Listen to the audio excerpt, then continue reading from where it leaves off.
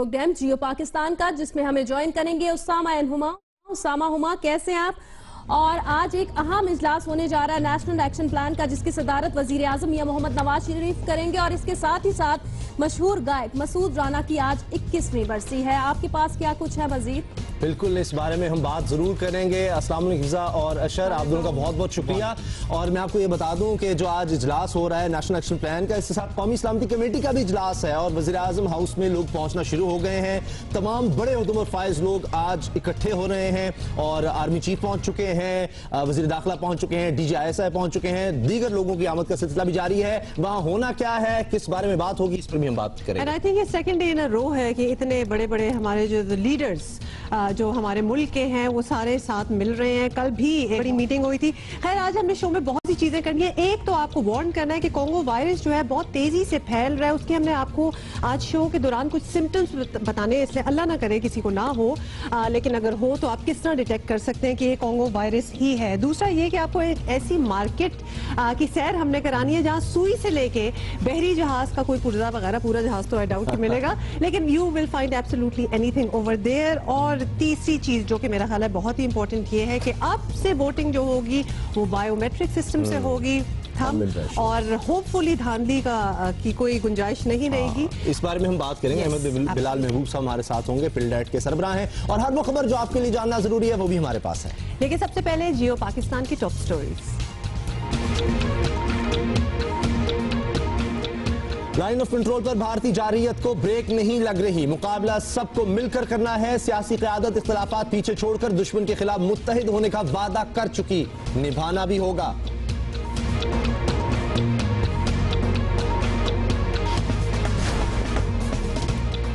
पाकिस्तान अफगानिस्तान से ताल्लुकात पर नजरसानी का सोच रहा है। उधर भारत इस्लामी मुमालिक से ताल्लुकात बढ़ा रहा है। मौजूदा हालात में सफारती सतह पर छोटी सी गलती बड़ा नुकसान कर सकती है, संभल कर चलना होगा।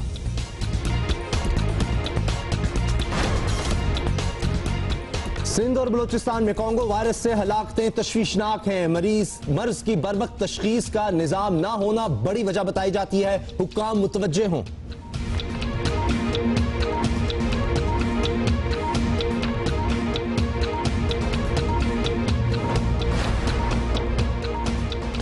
और आज याद करेंगे सुरीले फनकार, बेमिसाल गुलकार मसूद राना को। हो महबूब मेरे, मैं क्यों न तुम्हें प्यार करूं, तुम ही तो मेरी दुनिया हो, मैं क्यों न इकरार करूं, मेरा प्यार याद रखना, तुम ही हो महबूब मेरे।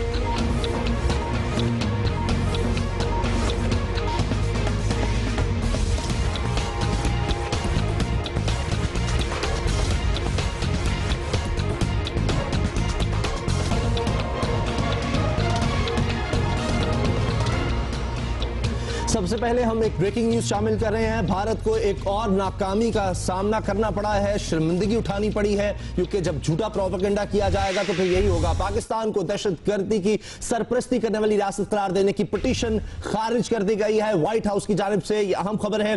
पिटीशन भारत की जानिब से दायर की गई थी। व्हाइट हाउस ये बता रहा है पाकिस्तान के खिलाफ भारतीय पिटीशन को बंद कर दिया गया है और व्हाइट हाउस ने बाकायदा ऐलान किया है पाकिस्तान के खिलाफ भारतीय पिटीशन नाकाबिले कबूल है। पिटीशन पर किए गए दस्तखत मतलूबा मयार पर पूरा ही नहीं उतरते, जाली दस्तखत किए गए, जिस वजह से यह पिटीशन हटा दी गई है। तो जिस तरह भारत प्रोपेगेंडा कर रहा है उसके बारे में हम आपको बताएंगे भी। और ये अब पिटीशन एक दरखास्त बाकायदा दायर की गई थी भारत की जानिब से कि पाकिस्तान को दहशतगर्दी की सरपरस्ती करने वाली रियासत करार दिया जाए, जिसे झूठा करार देकर, गलत करार देकर इसे नाकाबिले कबूल करार दिया गया है और इसे हटा दिया गया है। यह दरखास्त आप एक तरह से कह सकते हैं कि खारिज हो गई है, यानी इसको अब कोई पजीराई नहीं मिलेगी। और हमने आगे प्रोग्राम में भी बात करनी है कि ये कोई एक कदम नहीं है जो भारत ने उठाया और उसके बाद उसको शर्मिंदगी का सामना करना पड़ा है। मुसलसल ऐसा हो रहा है। सर्जिकल स्ट्राइक का तो बहुत चर्चा आप सुन रहे हैं, लेकिन मुख्तलिफ इदारों के सामने जाकर भारत ने किस तरह एहतजाज करवाया, वो प्रोपेगेंडा था और वो सब झूठ साबित हो गया, वो भी हम दिखाएंगे। लेकिन मुझे आपको पता है, मुझे ऐसी चीजों में बहुत जल्दी गुस्सा चढ़ जाता है, तो मुझे हंसी आ रही है इस वक्त। मतलब एक तो आप पिटीशन साइन करवा रहे हैं, व्हाइट हाउस लेके जा रहे हैं, और वो भी जाली दस्तखत। मतलब इतना आपको तप चढ़ी हुई है, इतना गुस्सा चढ़ा हुआ है और इतने आप हैं कि जी हम तो अब ये करेंगे, तो आप दस्तखत ही सही कर ले। कोई सही लोग नहीं थे करने वाले, या फिर अपना नाम नहीं लगाना चाहते थे, या फिर उनको लग रहा था कि इस पिटिशन में कोई वेट ही नहीं है, ये तो वैसे ही रिजेक्ट हो जाएगी, तो हम क्यों डालें अपना नाम।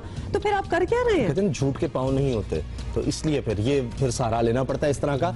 और एक आगे भी हमने इस बारे में बात करनी है, और यही कि जो भारत प्रोपेगेंडा कर रहा है, जो कुछ भारत कर रहा है, इस पर हमने क्या करना है। ना सिर्फ ये कि अंदरूनी खतरात से किस तरह निपटना है, इसके लिए भी दो बहुत अहम इजलास आज हो रहे हैं इस्लामाबाद में। बड़े ओहदों पर फाइज सभी लोग आज इकट्ठे हो रहे हैं, उसके बारे में हम आपको बताएंगे। कौमी सलामती कमेटी का इजलास, वजीर दाखिला चौधरी निसार वजीर आजम हाउस पहुंच गए हैं। इसके साथ साथ आर्मी चीफ जनरल आदिल शरीफ भी इजलास में शिरकत के लिए पहुंच चुके हैं, और वज़ीर आला पंजाब शहबाज शरीफ भी इजलास में शिरकत के लिए पहुंच गए हैं। इसके अलावा डीजी ISI DGMO की इजलास में शिरकत है, और वो भी वहां पर पहुंच चुके हैं। वज़ीर आज़म हाउस उनकी आमद हो चुकी है। गवर्नर खैबर पख्तूनख्वा इकबाल जफर झगड़ा भी वज़ीर आज़म हाउस पहुंच गए हैं। वज़ीर आज़म नवाज शरीफ की ज़ेर सदारत कौमी सलामती कमेटी का इजलास कुछ ही देर में होगा।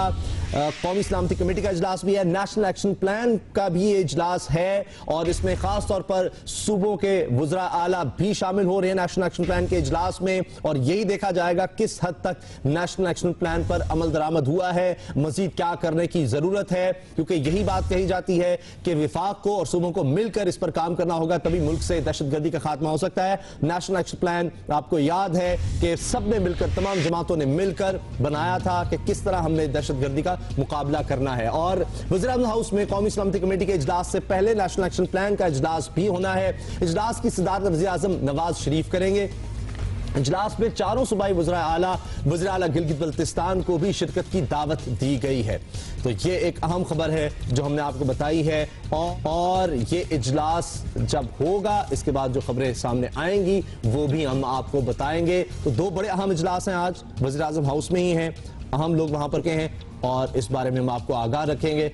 जो भी खबर आएगी हम आपको जरूर बताएंगे। बल्कि हम सुबह से, अगर आप हमारे 8 बजे का बुलेटिन देख रहे हो, तो हम आपको लोग जाते हुए भी दिखा रहे हैं। हमने अपने रिपोर्टर से भी बात की है कि क्या हलचल है, क्या अपडेट्स हैं, लेकिन इजलास ने भी स्टार्ट होना है, तो लिहाजा उसके अंदर क्या होगा वो भी हम थ्रू आउट द शो आपको बताते रहेंगे। लेकिन लाइन ऑफ कंट्रोल पे क्या हो रहा है ये भी हम आपको बता दें कि जो भारत है वो लाइन ऑफ कंट्रोल भी नहीं छोड़ा, वहां भी फायरिंग स्टार्ट हो रही है। कुछ जगह जो मैं आपको बता रही हूँ कि भारत लाइन ऑफ कंट्रोल पे इश्तियाल अंगेजी से बाज नहीं आ रहा, ये हमने आपको बता दिया है। भारतीय फौज ने आजाद कश्मीर के भिंबर और समाहनी सेक्टर में फिर बिला इश्तियाल फायरिंग की, और जराए बताते हैं कि फायरिंग का सिलसिला सुबह 4 बजे शुरू हुआ। भारतीय जारियत पर पाक फौज की जानिब से भरपूर जवाबी कार्रवाई भी हुई, और गुज़िश्ता रोज भी भारत की जानिब से इफ्तिखाराबाद, नेजा पीर और कीलर सेक्टर में बिला इश्तियाल फायरिंग भी की गई।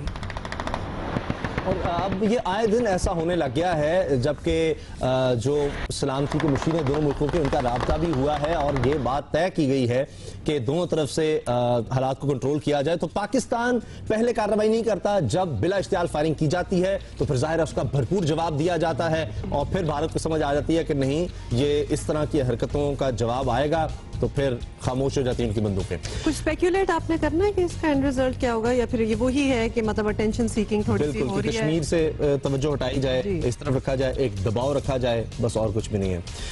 और एक और खबर हम आपको बता दें, जराए हमें बता रहे हैं कि कौमी सलामती का जो इजलास होना है उससे पहले वज़ीर आज़म की आर्मी चीफ से मुलाकात हुई है, और इस तरह से पहले भी हुआ है कि जब कोई अहम इजलास होना होता है जिसमें आर्मी चीफ भी शिरकत कर रहे होते हैं, तो उसमें पहले वज़ीर आज़म और आर्मी चीफ की मुलाकात होती है, उसमें तबादला ख्याल होता है अहम उमूर पर कि अब ये जो इजलास होने जा रहा है, अहम मुद्दों पर फाइज लोग आ रहे हैं, क्या बातें होनी चाहिए, एक एजेंडा सेट किया जाता है, और उसी वाले से वज़ीर आज़म और आर्मी चीफ की मुलाकात भी हुई है। आजकल जिस तरह के मुल्क के हालात हैं, कल आपको पता है कि पार्लिमानी जमातों का सरबराह इजलास भी हुआ था, जिसमें वाज़ेह तौर पर मौक़िफ़ इख्तियार किया गया, कश्मीर पर के मामले पर सब मुत्तहिद हैं और भारतीय जारियत का भरपूर जवाब दिया जाएगा। बहरहाल एक और अहम मामला है हिंदुस्तान के साथ ताल्लुकात और मकबूजा कश्मीर में इसकी रियासती दहशतगर्दी के हवाले से बुलाई गई कुल जमाती कॉन्फ्रेंस का हाल हम आपको बताना चाह रहे हैं। पूरी सियासी क़यादत शरीक हुई, तमाम सियासी रहनुमाओं ने यकजान होकर न सिर्फ भारत बल्कि आलमी बरादरी को भी पैगाम दिया है कि भारत के झूठे प्रोपेगेंडे और जुल्म सितम के नित नए तरीकों से मजलूम कश्मीरियों की आवाज अब दबाई नहीं जा सकती। पाकिस्तान की पूरी सियासी क़यादत ने सर्जिकल स्ट्राइक का झूठा भारतीय दावा और सरहद पार से दहशतगर्दी का इल्जाम मुस्तरद कर दिया। और मुश्तरका एलामिये में कहा गया कि अवाम, हुकूमत और सियासी जमातें कश्मीरियों के हक़ खुदरातियत के लिए मुत्तहिद हैं। सिंध तास मुआहदे के यक तरफा खात्मे को जारियत समझा जाएगा और सियासी क़यादत ने पार्लियामेंट की कौमी सलामती कमेटी दोबारा कायम करने का भी फैसला किया है। इस मौके पर तमाम इख्तलाफात भुलाकर हुकूमत की शदीद मुखालिफ सियासी जमातें भी वज़ीर आज़म के साथ खड़ी नजर आईं। इजलास ने इस बात पर इत्तफाक किया कि हमें एक मुत्तफ़िका स्टैंड एक्सटर्नल वर्ल्ड के सामने पेश करना चाहिए और दुनिया को ये मैसेज जाए कि पाकिस्तान की नेशनल सिक्योरिटी पर, पाकिस्तान की खुद मुख्तारी पर, पाकिस्तान की फलाह पर अगर कोई एग्रेशन किया गया तो पूरी कौम मुत्तफ़िक है। हुकूमती करारदाद और अपोजिशन ने मिलकर जो करारदाद मंजूर की है, अब हम चाहेंगे कि इसके रोशनी में हुकूमत पाकिस्तान एक एक्शन प्लान भी दे दे, एक रोड मैप भी दे दे। और हमने अपने आज के इजलास में वज़ीर आज़म साहब की उस तकरीर को अप्रिशिएट भी किया जिसमें उन्होंने कश्मीर को सपोर्ट किया। इस कॉन्फ्रेंस में पीपल्स पार्टी के चेयरमैन बिलावल भुट्टो जरदारी भी मौजूद थे, जो पहले कभी कौमी सतह की सियासी क़यादत के साथ इस तरह इकट्ठे नहीं हुए थे। इस तरह के इजलासों में उम्मन सिर्फ पहले से ऐलान करदा नुक्ते पर ही बात की जाती है, लेकिन इसे बिलावल की सियासी तजर्बाकारी कहें या इनके मुशीरों की नाअहली कि वो इस मौके पर पनामा लीक्स का तज़किरा छेड़ बैठे। Without national unity, अगर पाकिस्तान यूनाइटेड नहीं है, अगर हम सब मिलकर इंडिया को जवाब नहीं देंगे, फिर हमारा मौक़िफ़ वीक होगा। Panama Leaks is a distraction. It has been more than half a year now, and we still haven't seen a resolution. National unity आज हमारे पास होता if the Prime Minister was to have stuck to his word on the floor of the House. बाज तजियाकारों के ख्याल में मजलूम कश्मीरियों पर जुल्म और सितम और पाकिस्तान के खिलाफ भारतीय इक़दाम के हवाले से बुलाई गई कॉन्फ्रेंस में बिलावल को सियासी इख्तलाफात से गुरेज करना चाहिए था और शायद इस बेवक्त की रागनी की जरूरत नहीं थी, क्योंकि इससे दुश्मन को अच्छा पैगाम नहीं गया होगा। लेकिन एक अच्छी बात यह है कि बिलावल भुट्टो जरदारी यहां पर खुद आए, उन्होंने खुद शिरकत की यहां पर, क्योंकि वो चेयरमैन है पाकिस्तान पीपल्स पार्टी के। इससे एक अच्छा पैगाम जरूर गया है कि सब लोग इकट्ठे हैं। दीगर फारूक सत्तार साहब भी यहाँ थे, एमक्यूएम के रहनुमा, और इसी तरह से दीगर लोग भी यहाँ पर मौजूद थे। तो ये एक बड़ा अच्छा पैगाम गया है कि तमाम जमातें इकट्ठी हैं, एक जुबान एक पेज पर है। तो ये एक बहुत अच्छी बात है। हमारे साथ सीनियर रहनुमा पाकिस्तान पीपल्स पार्टी के नवीद कमर साहब मौजूद हैं, उनसे इस बारे में हम बात भी करते हैं। और कमर साहब, सबसे पहले तो आपका यही सवाल होगा कि पीपल्स पार्टी की जानिब से हुकूमत को आप लोगों ने क्या एडवाइस दी, खास तौर पे भारत की बढ़ती हुई जारियत से निपटने के लिए? मुल्क में एक सेंस ऑफ यूनिटी होना चाहिए। मुल्क में जो कंटेंशियस इश्यूज हैं उस सबको गवर्नमेंट को चाहिए कि वो रिजॉल्व करे, ताकि जो है एक बामानी जो है वो यकजहती वो पैदा हो। उसके अलावा टेररिज्म पे बात हुई कि ये जो टेररिज्म का हमारा कंसेप्ट है कि जी कुछ हमारे टेररिस्ट हैं, कुछ किसी और के हैं और हम उसमें तफरीक करते हैं, ये अलग रखनी चाहिए। टेररिस्ट होता है, चाहे कहीं का भी हो, किसी का भी हो। तो हमें बिल्कुल टेररिज्म को पर से कंडेम करना चाहिए और उस हिसाब से हम किसी को भी इस बात की इजाज़त ना दें कि हमारे सरजमीन से या कहीं से भी ये हरकत कर सके। उसके साथ साथ ज़ाहिर है कि डिप्लोमेटिक चैनल्स जो हैं जिसको इस्तेमाल करने की बात की गई, और बल्कि ये तो तकरीबन तमाम लीडर्स की तरफ से भी बात आई कि जितने हद तक डिप्लोमेटिक एफर्ट हुआ है वो काफ़ी नहीं है। आप बता सकते हैं हुकूमत ने क्या इक़दाम करने का फैसला किया है भारत के खिलाफ? हुकूमत ने ये कहा है कि हम ज़ाहिर है कि हर फ्रंट पे आपके साथ कोऑपरेट करके चलेंगे। हमारी तरफ से ये भी इशू रखा गया कि सारा जो एंटी टेररिज्म या इवन सिक्योरिटी का जो माहौल है उस पे एक पार्लियामेंट्री ओवरसाइट होनी चाहिए और हमने प्रपोज किया कि वो एक parliamentary committee on national security जैसे कि पिछली हुकूमत में या पिछली असेंबली में थी, वो उसको बहाल किया जाए। और प्राइम मिनिस्टर साहब ने ये अश्योरेंस दी कि हम उसको कमर साहब ये बेहतर ना होता ताकि इस इजलास में पैनामा लीक्स का जिक्र ना हुआ होता? पाकिस्तानी लीडरशिप बड़ी यूनाइटेड नजर आती है एक कॉज के लिए। मेरे भाई कोई पनामा लीक्स का पर से ऐसे जिक्र नहीं आया। ये तो बाहर प्रेस कॉन्फ्रेंस में जब सवालात आते हैं तो उस पे जवाबात ज़रूर मिलते हैं। वहाँ नेशनल यूनिटी की बात की गई कि पूरे मुल्क को इकट्ठा किया जाए और मुल्क में जो मसाइल हैं जिसमें सीपैक की भी बात आई, जिसमें और भी चीज़ें आई, वो सब मसाइल को हल करके हम एक ही सिमत में चलने जो है उस पे। बहुत शुक्रिया नवीद कमर साहब। वो हम इकट्ठे सवाल कर रहे होते हैं ना तो कई दफा वो बात नहीं होने पाई। अच्छा, एक खास दिलचस्प बात आपने देखी कि जो कल इजलास हुआ है जिसमें पार्लिमानी पार्टीज के सरबराहान मौजूद थे, मौलाना फजलुर रहमान और शाह महमूद कुरैशी साहब इकट्ठे बैठे हुए थे, नहीं बिल्कुल साथ साथ थे। और सिराजुल हक साहब जमात इस्लामी के, उनके साथ फारूक सत्तार साहब बैठे हुए थे। तो एक अच्छी बात है, ये वैसे अच्छी आपस में इसी यूनिटी की हम बात कर रहे थे कि अब दुनिया जब देख रही है तो उन्हें पता चले ऑपोजिशन हो या हुकूमत में हो, ये लीडरशिप जो है ये यूनाइटेड है इस चीज पे। तो दैट इज वेरी गुड। बयान आते हैं। आपको पता है मौलाना फजलुर रहमान तहरीक इंसाफ के बारे में क्या कहते हैं और इमरान खान साहब मौलाना फजलुर रहमान साहब के बारे में क्या कहते हैं? उफ, कई बातें तो हम अपने प्रोग्राम में भी नहीं कर पा रहे होते, ऐसी सी बातें वो लोग कर देते हैं। तो इसी तरह जमात इस्लामी और मुत्तहिदा कौमी मूवमेंट के दरमियान भी बड़े इख्तिलाफात हैं, लेकिन जब कौमी इश्यूज होते हैं तो देखें सब इकट्ठे नजर आए, तो बहुत अच्छी बात है। थैंक गॉड कि ऐसा हुआ है। और एक अच्छी बात यह है जियो पाकिस्तान की कि हम मुख्तलिफ जगहों की आपको सैर करवाते हैं। Oh thank you so much. लेकिन ये मैं आपको पहले ही सुबह बता चुकी थी कि आपको ऐसी एक मार्केट की हमने सैर करानी है जहाँ सब कुछ मिलता है, anything that you can think of वहाँ मिलता है। और ये हमें कैसे पता चला? उसामा वहाँ खुद होके आए, तो सरप्राइज रहने देना था। बस आप देखें जरा वहाँ क्या क्या हुआ है।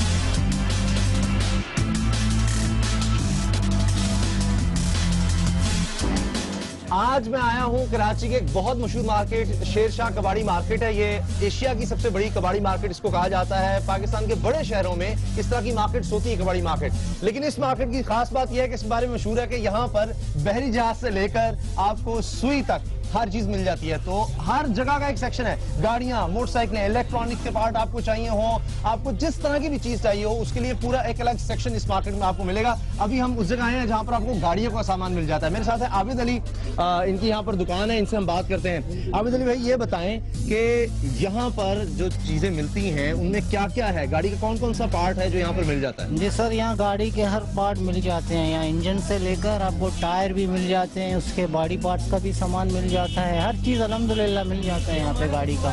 आबिद अली भाई बहुत शुक्रिया आपका, बड़ी मेहरबानी। तो जी आपने सुना है, असल में बात यह है कि यहाँ है तो ये सामान पुराना, लेकिन ये जेन्युइन होता है, असली होता है, अगर जो थोड़ा पुराना होता है।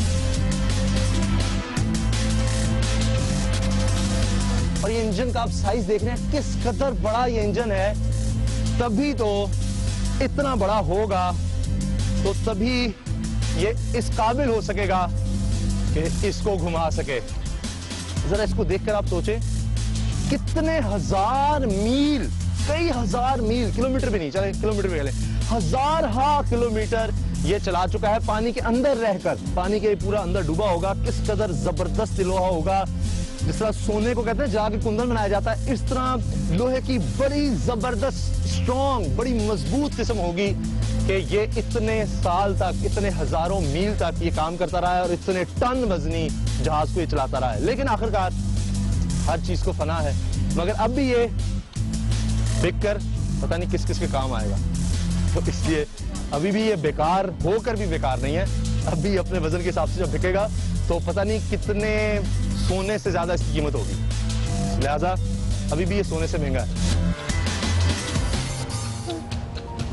अच्छा, मुझे ये पता चला है कि उसामा ने वहां से ये जो पंखा था ना जहाज का, बहरी जहाज का प्रोपेलर, वो खरीदा, ये अपने घर में लगाएंगे लाहौर में, और फिर आपने देखना घर उड़ता चला जाएगा और पूरी दुनिया की सैर होगी। अच्छा, ये मेरी फरमाइश पर उन्होंने पंखा कह दिया, वरना कह रही थी प्रोपेलर का मैं एक्सप्लेन करूंगा। मैंने आधा घंटा लगा के एक्सप्लेन किया वो क्या चीज, आप प्रोपेलर करके फिर एक नई दास्तान शुरू कर दे कि अब समझाना पड़ेगा। वो जहाज या एरोप्लेन वगैरह के आगे वाला जो पंखा लगा होता है ना, जो सामने, उसको प्रोपेलर नहीं, ये बहरी जहाज के पीछे होता है। अरे वो घूम रहा होता है और उसकी वजह से बहरी जहाज आगे जा रहा होता है। हमने आगे बढ़ना है, ब्रेक के बाद हम आपसे मिलते हैं।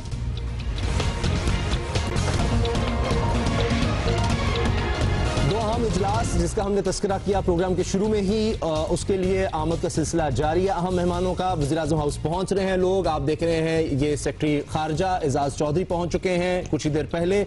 इसके अलावा दीगर अहम शख्सियात भी पहुंच चुकी हैं, वज़रा आला पाकिस्तान के, उनका भी आने का सिलसिला जारी है। मुराद अली शाह वज़ीर आला सिंध, आपने देखा कुछ ही देर पहले ये भी वज़ीर-ए-आज़म हाउस पहुंचे हैं। और दो अहम इजलास हैं, एक तरफ नेशनल एक्शन प्लान का इजलास हो रहा है कि इतना इस पर अमल हुआ, उसमें भी चारों वज़ीर आला भी शिरकत कर रहे हैं, आर्मी चीफ भी पहुंच चुके हैं और आर्मी चीफ और वज़ीर-ए-आज़म के दरमियान मुलाकात भी हो चुकी है। अभी आप देख रहे हैं सेक्रेटरी खारजा भी पहुंच चुके हैं यहाँ पर, और इसके साथ साथ परवेज रशीद साहब वज़ीर इत्तलात भी पहुंचे हैं, बलूचिस्तान के वज़ीर आला सनाउल्लाह ज़हरी साहब पहुंच चुके हैं, और खैबर पख्तूनख्वा के वज़ीर आला भी पहुंच चुके हैं, और आप देख रहे हैं इस तरह से दीगर आम शख्सियात भी पहुंच गई हैं, और वज़ीर दाखिला चौधरी निसार पहले ही पहुंच चुके हैं। तो ये लोगों की आमद का सिलसिला जारी है, और उसके बाद दो अहम इजलास होने हैं, और उनमें क्या बातें होंगी वो जो ही इजलास खत्म होगा सबसे पहले जी न्यूज़ आपको बता देगा। तो आप बस जी न्यूज़ देखते रहिएगा। अब सिलसिला वहीं से हम जोड़ते हैं,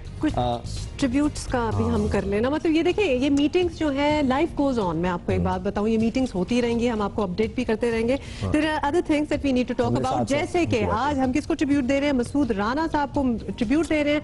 वो आज ही के दिन 4 अक्टूबर को, आज कौन सी, हम उनकी 21वीं बरसी जो है वो हम मना रहे हैं, और इनके बारे में हम क्या बताएं आपको। मसूद राना ने अपनी फनी सफर का आगाज जो है वो रेडियो पाकिस्तान से शुरू किया, और जिसके बाद उन्होंने फिल्मी दुनिया का रुख भी किया, और इनका एक जो गाना है वो बड़ा मशहूर है, जरा सुने।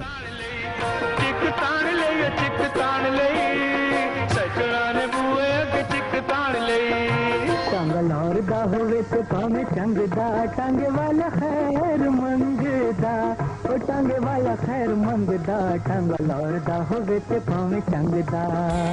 की तरह इस दिल पे तुम्हारी नजर इनायत आती है।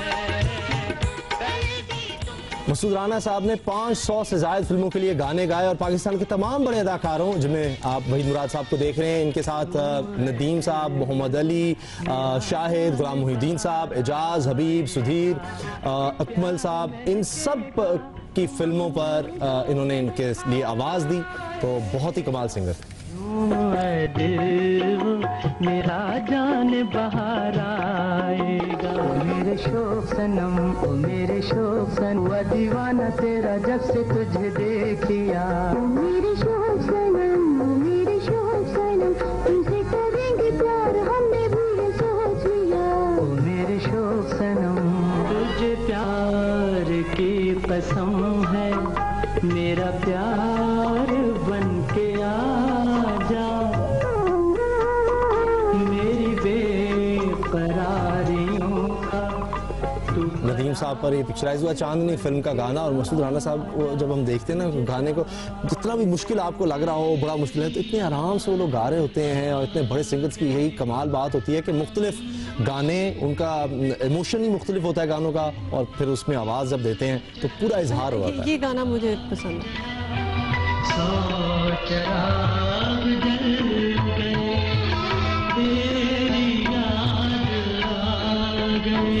मंजिल है ना हमदम है, कुछ है तो अगर दम ही दम है।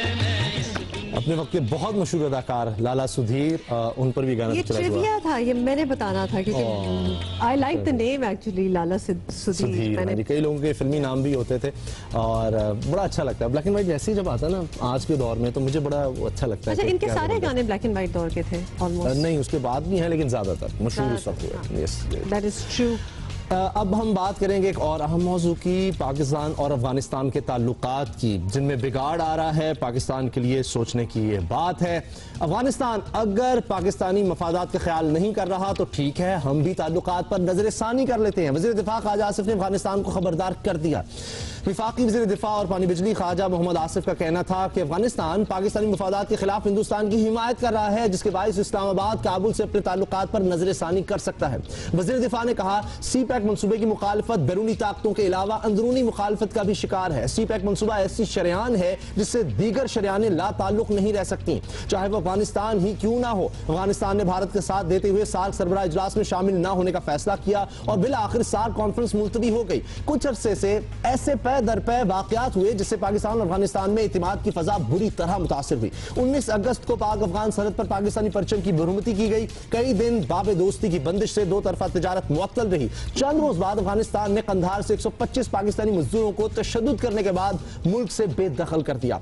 सितंबर में अफगान सदर अशरफ गनी ने पाकिस्तान को धमकी दी कि अगर इसने अफगान ताजरों को भारत के साथ तिजारत के लिए वाघा बॉर्डर से गुजरने की इजाजत न दी तो वो पाकिस्तानी ताजरों की बस्ती एशिया के साथ तिजारत का रास्ता यानी अफगान ट्रांजिट रूट बंद कर देगा। इतवार 12 जून की रात पाकिस्तान अफगानिस्तान फोर्सेस के दरमियान तोरखम बॉर्डर के सरहदी गेट की तामीर पर झड़पें हुई, जिसमें एक पाकिस्तानी फौजी अफसर मेजर अली और एक अफगान फौजी जान से गए। आज जब पाकिस्तान और भारत के ताल्लुकात तारीख की खराब तरीन सतह पर खड़े हैं, ऐसे में क्या पाकिस्तान अफगानिस्तान जैसे एक और पड़ोसी के साथ ताल्लुकात में कशीदगी का मुतहम्मिल हो सकता है? ये एक बड़ा सवाल है और इसी बारे में हम बात करेंगे। और बात किससे कर रहे हैं? हमारे साथ मौजूद हैं सीनियर आप साफी साहब। जिस वक्त भारत और पाकिस्तान ऑलमोस्ट एक वॉर लाइक सिचुएशन में है, तो इस वक्त ये अक्लमंदी है कि अफगानिस्तान से तर्क ताल्लुक करना? नहीं, अक्लमंदी तो कतई नहीं, बल्कि मैं समझता हूँ कि ये बेवकूफ़ी है। और अफ़गानिस्तान के साथ तो ताल्लुकात आम हालात में भी ख़राब नहीं करने चाहिए थे हमें। और अफ़गानिस्तान और इंडिया का कोई मवाजना नहीं। इंडिया हमारा हरीफ है, इंडिया पाकिस्तान के वजूद का दुश्मन है, जबकि अफ़गानिस्तान हलीफ है।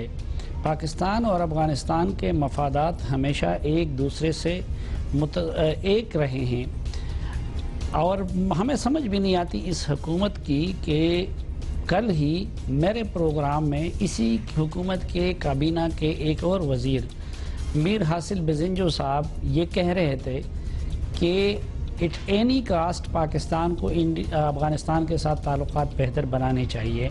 और वो ये कह रहे थे कि पाकिस्तान के बहुत सारे दाखिली मसाइल का हल भी अफ़गानिस्तान के साथ बेहतर ताल्लुकात में हैं। लेकिन इसी हुकूमत की काबीना के एक दूसरे वज़ीर अफगानिस्तान के साथ फिर हम करें क्या? ताल्लुकात अगर खत्म नहीं करने चाहिए, लेकिन अफगानिस्तान जिस तरह के कदम उठा रहा है, भारत की बहुत ज्यादा सुन रहा है, तो फिर हम क्या करें? एक तो हमें ये सोचना चाहिए कि फासला रखने के बावजूद, यानी ज़मीनी फासला मौजूद है अफ़गानिस्तान और इंडिया के दरमियान, फिर ये कि तारीख़ी फासला भी मौजूद है। माजी में अफ़गानों ने जाके हिंदुस्तान को फ़तह किया है और उस पर हुकूमत की है। माजी में जो रकाबतें रही है उसकी वजह से आज भी अगर आप अफ़गान अदब और शायरी देखें तो वो हिंदुओं पे तबर्रे से वो बरा पड़ा है। तो ये हमारे लिए सोचने का मुकाम है कि वो अफ़गानिस्तान पाकिस्तान से दूर क्यों और इंडिया के करीब क्यों हो रहा है। यकीनन उसमें अफ़गानिस्तान की गलतियां भी बहुत होंगी, लेकिन पाकिस्तान की गलतियों का भी कोई शुमार नहीं है। इसलिए हमें कतन अफ़गानिस्तान को एक हरीफ और दुश्मन समझ के डील नहीं करना चाहिए और उन अवामिल पे ठंडे दिल से गौर करना चाहिए जिनकी वजह से अफगानिस्तान हमसे दूर और इंडिया के करीब। अगर हम सरहद पार दहशतगर्दी देखें तो अफगानिस्तान जो है वो पाकिस्तान को ब्लेम करता है, पाकिस्तान अफगानिस्तान को ब्लेम करता है, तो इस सूरत हाल से हम किस तरह निपट सकते हैं? मेरे ख्याल में हमारे ऊपर अफगानिस्तान का इल्ज़ाम भी बड़ी हद तक दुरुस्त है और अफगानिस्तान पे हमारा इल्ज़ाम भी बड़ी हद तक दुरुस्त है, और दोनों एक दूसरे के साथ जो कुछ कर रहे हैं वो किसी के फ़ायदे में नहीं है। इसलिए ज़रूरत इस अमर की है कि दोनों मुल्कों की क़यादत बैठे और एक दूसरे पे जो इल्ज़ामात है उसके ख़ात्मे के लिए कोई जॉइंट स्ट्रेटजी बनाएं और डिप्लोमेसी और रिवायती मुनाफ़िक़त से काम लेने की बजाय पूरे खलूस दिल के साथ एक दूसरे की मजबूरियों को मद्देनज़र रखते हुए इन मसाइल का हल निकालें। अफ़गानिस्तान की सरजमीन पाकिस्तान के ख़िलाफ़ इस्तेमाल नहीं होनी चाहिए और पाकिस्तान की सरजमीन अफ़गानिस्तान के ख़िलाफ़ इस्तेमाल नहीं होनी चाहिए। अगर पाकिस्तान की सरजमीन अफ़गानिस्तान के ख़िलाफ़ इस्तेमाल हो रही है तो ये सिर्फ अफ़गानिस्तान के लिए नुकसान का नहीं बल्कि ख़ुद पाकिस्तान के लिए भी नुकसान का बायस होगा। और अगर अफ़गानिस्तान की सरजमीन पाकिस्तान के ख़िलाफ़ इस्तेमाल हो रही है तो लॉन्ग टर्म में ये हम उम्मीद करते हैं कि दोनों के ताल्लुकात बहुत अच्छे हो जाएं। बहुत शुक्रिया सलीम साफी साहब आपका। हमें ब्रेक लेनी है और ब्रेक के बाद हम बात करेंगे कॉन्गो वायरस जो कि जानलेवा बीमारी है, इसकी अलामतें क्या हैं।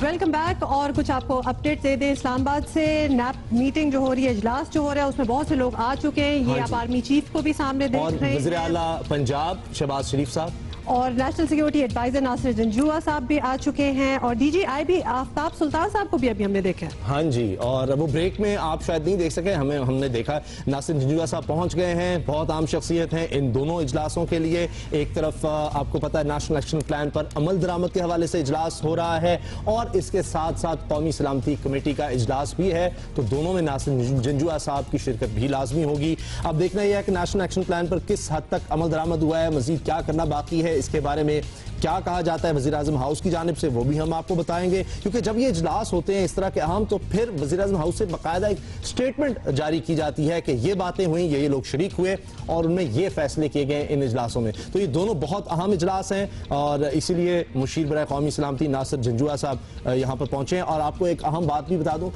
आर्मी चीफ जनरल राहील शरीफ साहब भी पहुंच चुके हैं और साथ साथ आप देख सकते हैं वज़ीर आला पंजाब हैं और पीछे चौधरी निसार साहब वज़ीर दाखिला भी मुझे नजर आ रहे हैं और वज़ीर खजाना इसहाक डार साहब भी।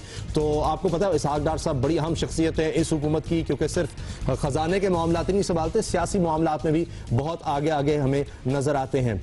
और इसके साथ साथ परवेज रशीद साहब भी पहुंच चुके हैं वज़ीर इत्तलात, और नासिर जंजुआ साहब का हमने आपको पहले बता दिया है। और तमाम बड़े ओहदों पर फाइज लोग आज वज़ीर आज़म हाउस पहुंच रहे हैं, पहुंच चुके हैं। दोनों इजलास बड़े अहम हैं और इसके बारे में हम आपको बताते रहेंगे। ब्रेक पर जाने से पहले हमने आपको कहा था कि एक ऐसी बीमारी जो जानलेवा है उसके बारे में हम आपको बताएंगे। बिल्कुल जी, हमने कॉन्गो की बात की थी और आज हम आपको सिम्टम्स भी बताना चाह रहे हैं कॉन्गो की, क्योंकि जो कॉन्गो है वो फैलता जा रहा है। जी हाँ, कराची में कॉन्गो वायरस से हलाकतें बढ़ रही हैं। सिंध हुकूमत तवज्जो दे, कराची में कॉन्गो से एक और हलाकत सामने आ गई है। हैदराबाद की रहायशी 35 साला समीना इतवार के रोज जिना अस्पताल कराची में इंतकाल कर गई। महकमा सेहत के मुकाम के मुताबिक रवां साल कराची में कॉन्गो से हलाकतों की तादाद 9 तक जा पहुंची है और कराची में इस वायरस से शिकार होने वालों की तादाद जो है वो इस साल के दौरान 71 बताई जा रही है। और कराची के अलावा बलोचिस्तान के मुख्तलिफ इलाकों में रवां साल कॉन्गो के गैर मामूली तादाद में केसेस रिपोर्ट हुए हैं। यहाँ रवां साल कॉन्गो के शुबे में 150 के करीब मरीज लाए गए जिनका ताल्लुक बलूचिस्तान के मुख्तलिफ इलाकों से था। 32 में कॉन्गो की तस्दीक हो गई जिनमें से 11 जाँ बाक हो गए। कॉन्गो वायरस जानवरों की खाल से खून चूसने वाले टिक्स के जरिए फैलता है जिसे चिच्चड़ भी कहते हैं। जैसे ही आम लोग इस जानवर से कांटेक्ट में आते हैं, इसको हाथ लगाते हैं या इसके पास आते हैं, ये टिक्स इंसानों में मुंतकिल हो जाता है। तो इसलिए ये बड़ा खतरनाक है और इसके लिए हमें खास एहतियात की जरूरत है। जियो न्यूज के नुमाइंदे खावर खान से इस बारे में करेंगे। खावर खान, ये बताएं क्या इक़दाम किए जा रहे हैं, क्या किया जा रहा है इस बीमारी से लोगों को बचाने के लिए? जी, अगर कराची में बात की जाए कॉन्गो के मर्ज की तो अब तक 9 हलाकतें जो हैं वो कॉन्गो के मर्ज से हो चुकी हैं। इसमें अगर इसको मज़ीद इसको डिवाइड किया जाए तो जो हलाकतें हुई हैं, 3 केसेस जो वो भावलपुर से आए थे, जो कि इब्तदा हुई थी क्योंकि भावलपुर में एक मरीज़ जो है उसका इलाज कर रहे थे कॉन्गो के मरीज़ का, जिससे उस मरीज़ के जो ब्लड से जो है वो कॉन्गो का मर्ज जो है वो डॉक्टर को लगा, जिसके बाद वो डॉक्टर और उनकी जो टीम थी वो 2 डॉक्टर यहाँ पर आए थे, निजी अस्पताल में उनका इलाज हुआ था और वो भी फिर जहाँ पर ना रह सके थे। इसके बाद कोयटा से 2 जो लोग आए थे वो भी हलाकत हुई थी। एक जो कोयटा का जो मरीज था वो सेहतियाब होकर वापस गया था, जिसके बाद काबुल से 3 लोगों का ताल्लुक था। लेकिन इन तमाम लोगों की जो हलाकतें हुई हैं वो कराची के निजी अस्पतालों में हुई हैं और जबकि 3 जो है वो जिना अस्पताल में हुई हैं। और तमाम की तमाम जो उनकी लेबॉर्ट्रीज की जो टेस्ट आए हैं और जो रिपोर्ट्स आई हैं वो यही कह रही हैं कि तमाम के तमाम जो वो कोंगो का जो मर्ज था उनमें पाया गया था, जिसके बायस जो ये फौरी तौर पर जो है जामबंद ना रह सके और कोंगो के मर्ज के बायस ये इंतकाल कर चुके हैं। तो अब तक जो है कराची में हमारे साथ हम इस बारे में और बात करेंगे कि हुकूमत कर क्या रही है। बहुत सी हमने बातें आपसे करनी है, बहुत सा पूछना है, लेकिन इस वक्त हो रहा है जियो हेडलाइंस का, उसके बाद मिलते हैं।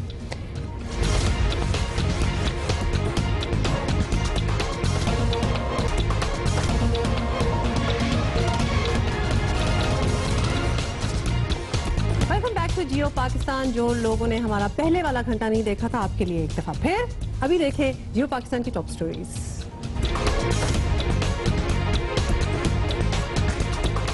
भारतीय जंगी जुनून का मुकाबला कैसे करना है, किस किस को किस सतह पर लड़ना है, बड़े फैसलों के लिए सियासी और अस्करी क़यादत आज मिल बैठेगी, दुश्मन को वाज़ेह पैगाम जाएगा।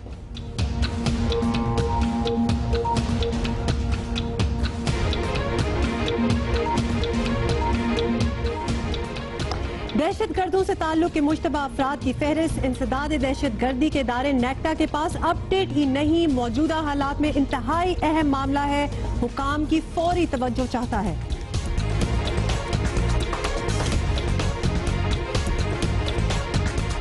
और अमेरिकी सदर बनने के ख्वाहिशमंद डोनाल्ड ट्रंप टैक्स जाहिर न करने के मामले में बुरे फंस गए, ट्रंप फाउंडेशन को फंड इकट्ठा करने से रोक दिया गया।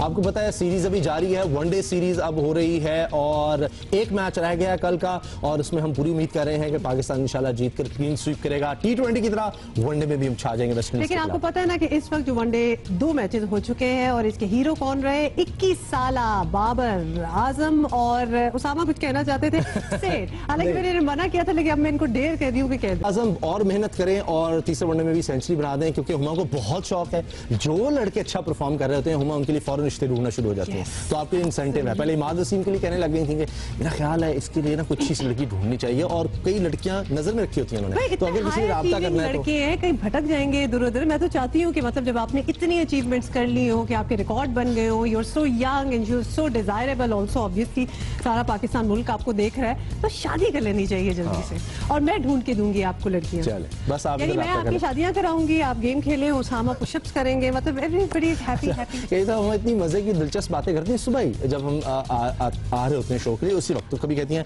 आज मैं अपनी आंटी लग रही हूँ, एक मेरी आंटी है वो इस तरह है उस तरह, उनकी कहानी शुरू कर देंगे, कभी कहेंगे मैं अपनी फलां फूफो की तरह आज लग रही हूँ, आज मैंने कपड़े पहने हुए हैं, और आज कह रही थी मैं अपनी अम्मी की तरह लग रही हूँ। आज मुझे लग रहा था आज एक्चुअली अगर अम्मी देख रही है मेरा शो अम्मी, तो मैं अम्मी की तरह लग रही हूँ, मुझे ऐसा लग रहा है। अच्छा, इस तरह जो हमारी बड़ी बुजुर्ग खवातीन होती है ना घरों में, उन्होंने हर बीमारी को कोई इलाज ढूंढा होता है या कोई टोटका जरूर बता देती हैं। तो हम पहले बात कर रहे थे कोंगो वायरस की, एक जानलेवा मर्ज है, बहुत खतरनाक है, बीमारी फैल रही है, कराची में कई केसेस सामने आए, और हम बात कर रहे थे खावर खान से, जी न्यूज के नुमाइंदे। खावर, अब हुकूमत कर क्या रही है, इसकी अलामात भी पता लग गई हैं, मुनासिब तशखीस के लिए क्या किया जा रहा है? जी, अगर हुकूमत की जानिब से बात की जाए तो जब बकरा ईद आई थी तो उस वक्त हेल्थ एडवाइजरी जारी हुई थी कि जी लोग एहतियात करेंगे। उसके बाद प्रॉपर जो है वैक्सीनेशन बहुत ज़रूरी होती है जानवर की, क्योंकि ये गाय बैल और जो वो जानवर जिन पे खाल बाल बहुत ज़्यादा होते हैं उन पे होता है, तो एडवाइजरी ये जारी की गई थी कि जो उनकी वैक्सीनेशन हो प्रॉपर, क्योंकि जब एक बार वैक्सीनेशन हो जाएगी तो वो जो है टिक जो है वो उनके जानवरों की खाल पर नहीं होगा। दूसरा, जो तिब्बी माहिरीन से जब हमारी बात हुई तो उनका ये कहना था कि आप इसको अगर आप जानवर लेके भी आते हैं तो उसको क्लोरीन के पानी से अगर आप जानवर को मुकम्मल तौर पर नहला दें तो उससे भी ये टिक हट जाता है। लेकिन हमने ये ज़रूर देखा कि जो पीक सीजन था कुर्बानी का, उस दौरान जो है बार बार और मुताबिद बार मीडिया पर इस खबर नशर होने के बाद जी की इतनी हलाकतें, तो उसके बाद हुकूमत एक्शन में ज़रूर आई थी और वैक्सीनेशन ज़रूर हुई थी। लेकिन उसके बाद जो है जो कमेले हैं या जहाँ पर जानवर ज़िबा किए जाते हैं वहाँ पर जो हमने नहीं देखा है कि प्रॉपर कोई वैक्सीनेशन सेंटर बने हों या जो वेटनरी डॉक्टर्स हैं वो जाकर अपना कोई किरदार अदा कर रहे हैं, जिसके बायस अभी भी जो केसेस हैं जो आ रहे हैं, और ये जो अब जो हलाकतें हो रही हैं ये उन लोगों के हैं जिनका या तो वो इस कारोबार से मुंसलिक हैं, जानवरों के या गाय बैल के, या ये वो लोग हैं जो कि उस इलाके के करीब रहते हैं, जिसके बहुत जरूरी है, वैक्सीनेशन जरूरी है और ये स्प्रे करना जानवरों पर बहुत जरूरी है। सोच रही थी कि अभी बड़ी ईद हुई है और फिर इतने बकरे और मवेशी मंडी पे लगी थी, तो वहां से तो नहीं कुछ कांगो, वहां से इतना नहीं, क्योंकि जानवर तो मुसलसल मौजूद हैं और उनके जो देखभाल करते हैं, जो कारोबार करते हैं जानवरों का,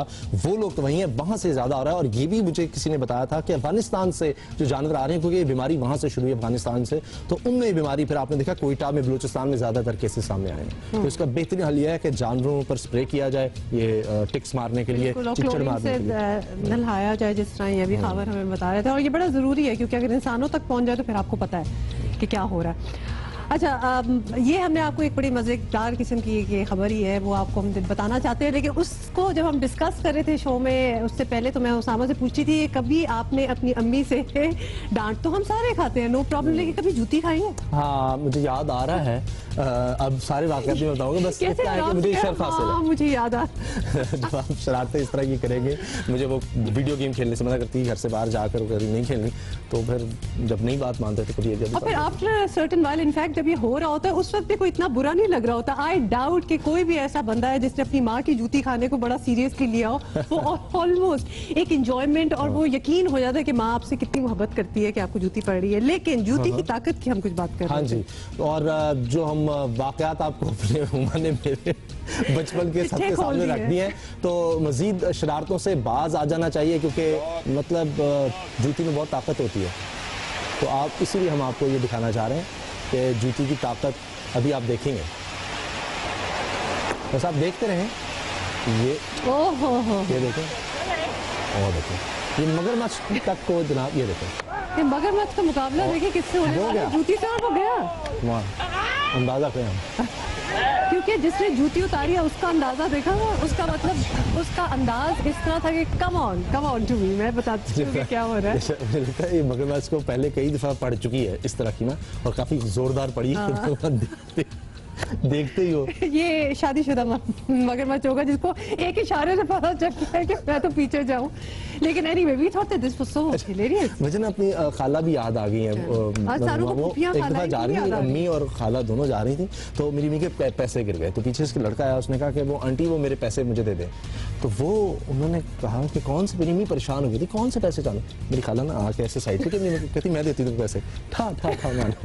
अच्छा, ऐसे आप प्लीज घर पे ना करें, बिल्कुल एडवाइस भी हम नहीं कर रहे, ये तो पुराने किस्से हैं, अब ज्यादा सेंस आ रही है। एक अहम खबर पर आ जाते हैं, हमारी टॉप स्टोरीज में शामिल है ये खबर, और आज इस्लामाबाद पर सबकी नजरें हैं। वजीर आजम हाउस में तमाम बड़े ओहदे फाइज लोग इकट्ठे हैं, और हम आपको एक तस्वीर दिखा रहे हैं, सब लोग बैठे हैं। नेशनल एक्शन प्लान पर अमल दरामद के हवाले से इजलास है, पहले भी इस तरह के कई इजलास हो चुके हैं, और उनमें यही देखा जाता है कि किस हद तक नेशनल एक्शन प्लान पर अमल हुआ है ताकि दहशतगर्दी को खत्म किया जा सके मुल्क से, और क्या कुछ करना बाकी है। तो चारों वज़रा आला भी मौजूद हैं, आप देख रहे हैं, पंजाब, सिंध, खैबर पख्तूनख्वा और बलूचिस्तान के वज़रा आला भी मौजूद हैं। आर्मी चीफ भी इस इजलास में शिरकत कर रहे हैं, और वज़ीर खजाना इसहाक डार, चौधरी निसार सब वज़ीर दाखिला हैं, और वज़ीर इत्तलात परवेज़ रशीद सब यहाँ पर हैं। नासिर जंजुआ मुशीर कौमी सलामती वज़ीर आज़म के, वो भी यहाँ पर मौजूद हैं, शिरकत कर रहे हैं। इजलास अब जारी है, और इसके बारे में जो भी खबर आएगी वो हम आपको ज़रूर बताएंगे। टॉप स्टोरीज में शामिल एक और खबर है नेक्टा की कारकर्दगी के हवाले से, उस पर हम बात करना चाह रहे हैं, और ये भी एक अहम मामला है। नेशनल एक्शन प्लान पर भरपूर अमल दरामद अगर होना है तो नेक्टा एक इदारा है जिसको काम भरपूर तरीके से करना होगा, लेकिन एक मामला है जिस पर हम चाह रहे हैं कि हुकूमत जरूर तवज्जो दे। फोर्थ शेड्यूल इंसदादे दहशतगर्दी एक्ट की वो शिक है जिसके तहत मुश्तबा अफराद की निगरानी की जाती है और उन्हें मुसलसल पुलिस को अपनी मौजूदगी से आगाह रखना पड़ता है। लेकिन फोर्थ शेड्यूल में कौन कौन शामिल है, खुद इंसदादे दहशतगर्दी का इदारा यानी नेक्टा भी इससे लाइल्म है। आप अंदाजा लगाएं, जब यह हाल होगा तो नेशनल एक्शन प्लान पर अमल दरामद कैसे होगा। मैं उम्मीद करता हूं कि आज ये बात भी होगी जो इजलास जारी है उसमें। नेक्टा ने चारों सूबों को एंटी टेररिज्म एक्ट के तहत शेड्यूल 4 में शामिल अफराद की फहरिस्तें अपडेट करने की हिदायत की थी, जिसके बाद इन अफराद की तादाद 4200 से बढ़कर 8400 के करीब पहुंच गई। लेकिन यह फहरिस्त भी हतमी नहीं है और इसमें 20 से 25% नाम दुरुस्त ही नहीं। इसीलिए नेक्टा ने चारों सूबों आजाद कश्मीर, गिलगित बल्तिस्तान और इस्लामाबाद की इंतजामिया से ताजा फहरिस्तें तलब की हैं। नेक्टा के नेशनल कोऑर्डिनेटर एहसान गनी कहते हैं कि उन्होंने अपने इदारे को हिदायत की है पंजाब हुकूमत की तर्ज पर डेटाबेस मुरतब किया जाए। इस वक्त हर सूबे के पास 4th शेड्यूल की फहरिस्त मौजूद है, जिसे यकजा करके गलतियों से पाक किया जाएगा। इससे पहले गुज़श्ता महीने दहशतगर्द तंजीमों और इनके फाइनेंसर्स के अकाउंट मुंजमद करने से मुतालिक नेक्टा की हिदायत पर अमल दरामद करते हुए स्टेट बैंक ने मुल्क भर में 2100 के करीब मुश्तबा अफराद के बैंक अकाउंट्स मुंजमद कर दिए थे। जराए बताते हैं कि नेक्टा की जानिब से स्टेट बैंक को शेड्यूल 4 में शामिल अफराद के नाम और शनाख्ती कार्ड्स की फहरिस्तें दी गई थी, जिसके बाद मुल्की तारीख में पहली बार शिद्दत पसंदी में मुलव्वस अफराद के अकाउंट्स बंद किए गए। तो ये एक कदम तो उठाया गया जो बहुत अच्छी बात है, लेकिन अब ये फहरिस्तें नए सिरे से मुरतब करनी चाहिए और जल्द होनी चाहिए। बिल्कुल, एजाज सैयद इस्लामाबाद से हमारे साथ है, उन्हीं से बात करते हैं। एजाज, किस तरह की गलतियां सामने आई हैं अब तक के 4th शेड्यूल की फहरिस्तों में? हुमा, पहले तो सबसे ये हमें जानना होगा कि ये 4th शेड्यूल में किसी भी फर्द का नाम आता कैसे है। उसामा भाई, सबसे पहले बात तो यह है कि किसी भी ज़िले के अंदर डिप्टी जो कमिश्नर है उसकी सरबराही में एक डिस्ट्रिक्ट इंटेलिजेंस कमेटी होती है, जिसके अरकान होते हैं मुतलका जो इंटेलिजेंस के इदारे, special branch, CTD, ISI, military intelligence और जो इंटेलिजेंस ब्यूरो हैं, ये तमाम इस डिस्ट्रिक्ट इंटेलिजेंस कमेटी के मेंबर होते हैं। ये मुख्तलिफ औकात में मीटिंग करते रहते हैं और ज़िले के अंदर जायज़ा लेते हैं कि अमन आमा की सूरत हाल मजहबी मुनाफरत के हवाले से या फ़िरका वारियत के हवाले से या दहशत गर्दी के हवाले से कौन से ऐसे लोग हैं जो ख़राब कर रहे हैं। तो जिन लोगों के बारे में रिपोर्ट्स इंटेलिजेंस एजेंसियां पेश करती हैं इस कमेटी के अंदर, उनके नाम कमेटी मुशावरत के साथ 4th शेड्यूल में शामिल कर लेती है जी। और ये नाम आज से नहीं, ये 1997 से, जब से जो एंटी टेररिज्म एक्ट बना है तब से ये 4th शेड्यूल की लिस्टें जो हैं वो कायम है। इसका तरीकाकार बदलता रहा है। अभी ताज़ा तरीन तरीकाकार ये है। अब इसको निकालने के लिए 2 तरीके हैं। एक तो यह है कि इसी कमेटी को अपील किया जाए, जो कमेटी आमतौर पर नहीं करती, या होम डिपार्टमेंट को अपील किया जाए।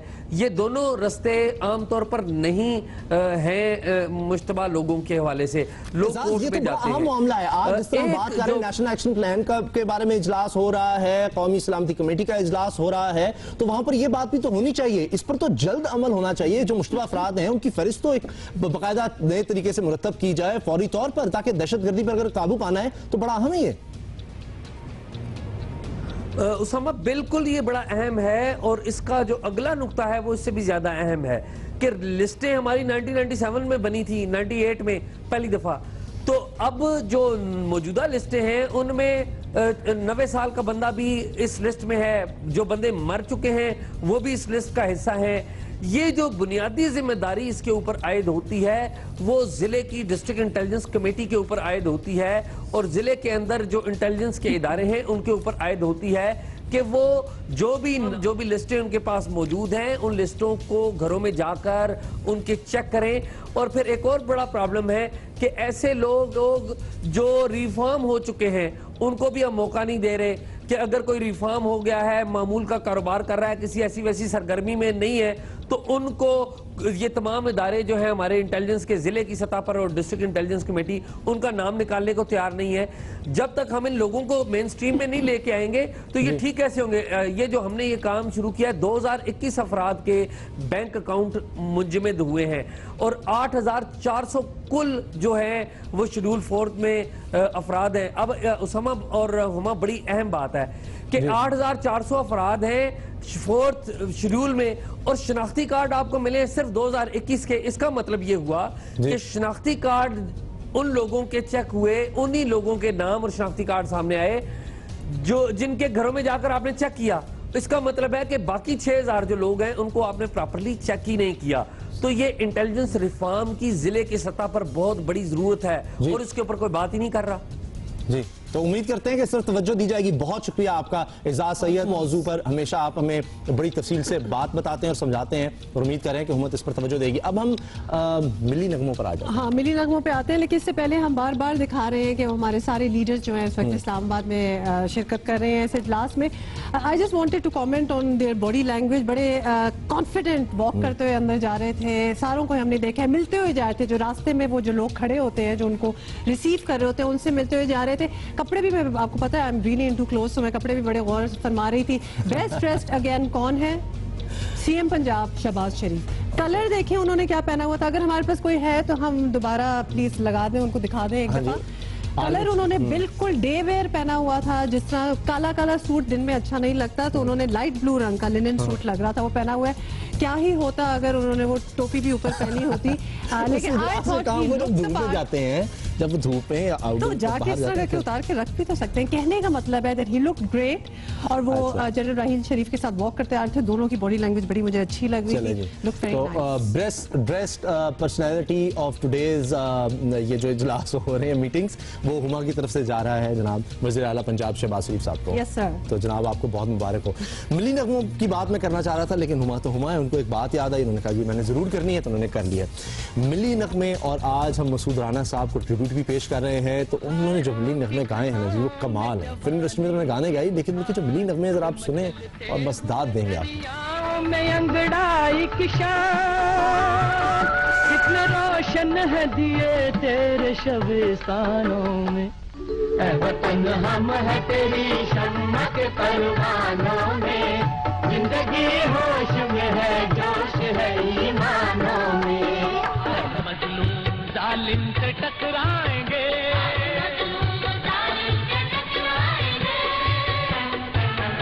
अपनी ताकत जमाने से मनवाएंगे,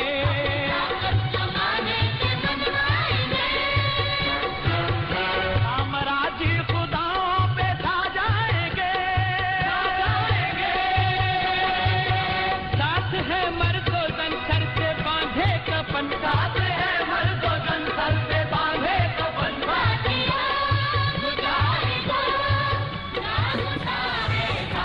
कितने ज़बरदस्त मिली नगमे थे, और आपको पता ब्लैक एंड वाइट मुझे तो वैसे भी बहुत अच्छा लगता है, और जितने जोश जज्बे से वो गाए जा रहे थे तो बहुत अच्छा लगा। अब जोश जज्बा आप भी दिखाएं, कल टीचर्स डे है, तो आपको हम ये मौका दे रहे हैं कि अपने टीचर के साथ आप अपनी तस्वीर हमें भेजें, ठीक है, वो भी हम कोशिश करेंगे प्रोग्राम में शामिल करें। और इसके साथ साथ आपको पैगाम अगर देना चाहें 10 सेकंड के अंदर अंदर एक छोटी सी वीडियो बनाकर अपना पैगाम अपने टीचर को ट्रिब्यूट दें और हमें भेज दें आप फेसबुक पर, तो हम वो शामिल करेंगे। बिल्कुल, तो आप हमें फेसबुक पे इनबॉक्स कर सकते हैं और ट्विटर पे भी डीएम कर सकते हैं। व्हाट्सएप पर करेंगे ये? व्हाट्सएप नहीं, हम सहूलत अभी नहीं दे सकते। ट्विटर मेरा ख्याल है, व्हाट्सएप नहीं हो सकता, फेसबुक तक ही रहते हैं। और जरूर भेजें, मतलब टीचर्स को ऑनर करें, उनको बताएं कि वो आप उनको कितना इंस्पायर वो आपको करते हैं। तो हम ब्रेक ले रहे हैं और ब्रेक के बाद मिलते हैं।